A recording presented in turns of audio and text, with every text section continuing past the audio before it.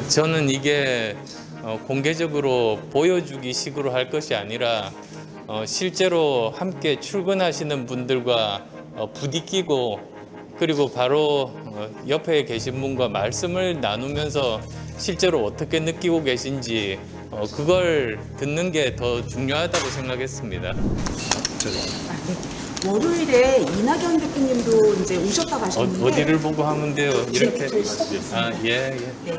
월요일에 그 이낙연 대표님도 오셨다 가셔서 큰 이슈가 됐었는데 또 그날 함께 골드라인 체험을 하셨더라고요. 그런데 조용하는 거 하셨는데 왜 그러셨는지 좀 여쭙겠습니다.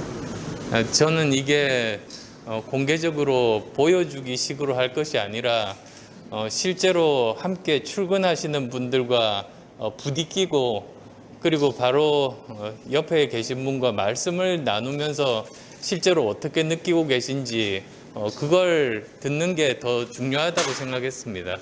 그래서 누구에게도 알리지 않고 그렇게 출근을 했습니다. 그럼 김포 골드라인 혼잡률 체험해 보니까 어떤 느낌이셨는지. 예, 사실 285%라는 숫자와 그리고 실제로 그 지하철 내에서 느끼는 강도는 굉장히 틀리다는 것을 알았습니다. 그리고 그게 285%인 이유가 너무 혼잡해서 역에서 기다리다가 못하는 분들은 뺀 숫자 아니겠습니까? 만약에 그분들이 다 타셨으면 혼잡도는 더 올라갔을 것을 생각하면 정말 심각한 문제라고 생각합니다. 그리고 또 지금은 특히 코로나19 상황입니다.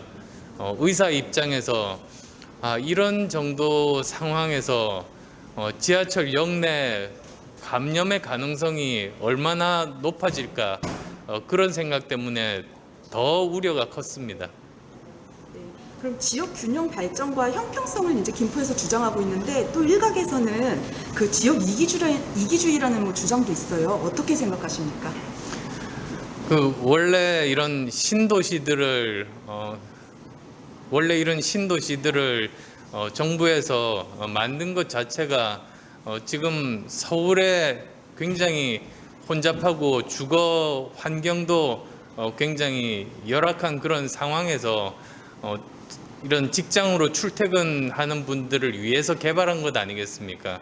그러면 저는 당연히 신도시 개발 계획 이전에 이런 교통에 대한 인프라 문제부터 먼저 국가에서 투자하는 게 그게 올바른 방향이라는 생각을 가지고 있습니다.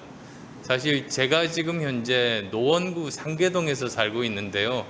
그 지역이 서울에 직장을 가진 분들이 첫 직장을 가지거나 또는 신혼 살림을 하는 그런 곳입니다. 거기서부터 그 도심에 있는 직장까지 출퇴근을 하는 그런 곳인데요. 지금도 교통이 열악합니다. 그래서 저는 직접적으로 그런 지역에 살고 있다 보니까 김포 시민분들이 얼마나 고통을 받고 있는지에 대해서는 저는 뭐 처음부터 이 이야기를 들을 때부터 100% 공감할 수 있었습니다. 네, 그럼 마지막으로 김포가 이제 버림받은 도시다. 시민들은 그렇게 얘기하는데 앞으로 2기 신도시 교통대책 어떻게 가야 되는지 말씀 부탁드릴게요. 저는 우선 단기 대책, 중기 대책 그리고 또 장기 대책이 한꺼번에 수립되어야 된다고 생각합니다. 사실 GTX D 라인에 대해서 확정이 된다고 해도 원안대로 확정이 된다고 해도 완공되기까지는 엄청나게 긴 세월이 소요되지 않습니까? 그러니까 그 이전에 지금 현재 고통받고 있는 분들이 좀 더 쉽게 출퇴근할 수 있는 방법들을 강구하는 게 또 정부의 역할이라고 봅니다. 예를 들어서 지금 현재 있는 그 경전철의 배차 간격을 좀 더 좁히는 그런 방법이라든지 또는 지하철 연장에 해당되는 부분들이라든지 그런 계획들까지도 한꺼번에 만들어서 이 시민들께 제시를 하는 것이 시민들로부터 그 납득을 받을 수 있을 겁니다. 예, 마치겠습니다. 여기까지 하겠습니다. 수고하셨습니다. 감사합니다. 예, 수고하셨습니다. 예, 감사합니다. 네. 예, 한번 같이 먹다가 이기주의라는 뭐 주장도 있어요. 어떻게 생각하십니까? 그 원래 이런 신도시들을 정부에서 만든 것 자체가 지금 서울에 굉장히 혼잡하고 주거 환경도 굉장히 열악한 그런 상황에서 이런 직장으로 출퇴근하는 분들을 위해서 개발한 것 아니겠습니까? 그러면 저는 당연히 신도시 개발 계획 이전에 이런 교통에 대한 인프라 문제부터 먼저 국가에서 투자하는 게 그게 올바른 방향이라는 생각을 가지고 있습니다. 사실 제가 지금 현재 노원구 상계동에서 살고 있는데요.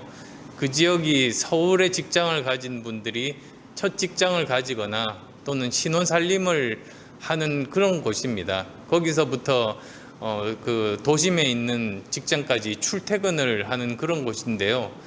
지금도 교통이 열악합니다. 그래서 저는 직접적으로 그런 지역에 살고 있다 보니까 김포 시민분들이 얼마나 고통을 받고 있는지에 대해서는 저는 뭐 처음부터 이 이야기를 들을 때부터 100% 공감할 수 있었습니다. 네, 그럼 마지막으로 김포가 이제 버림받은 도시다. 시민들은 그렇게 얘기하는데 앞으로 2기 신도시 교통대책 어떻게 가야 되는지 말씀 부탁드릴게요. 저는 우선 단기 대책, 중기 대책, 그리고 또 장기 대책이 한꺼번에 수립되어야 된다고 생각합니다. 사실 GTX D 라인에 대해서 확정이 된다고 해도 원안대로 확정이 된다고 해도 완공되기까지는 엄청나게 긴 세월이 소요되지 않습니까?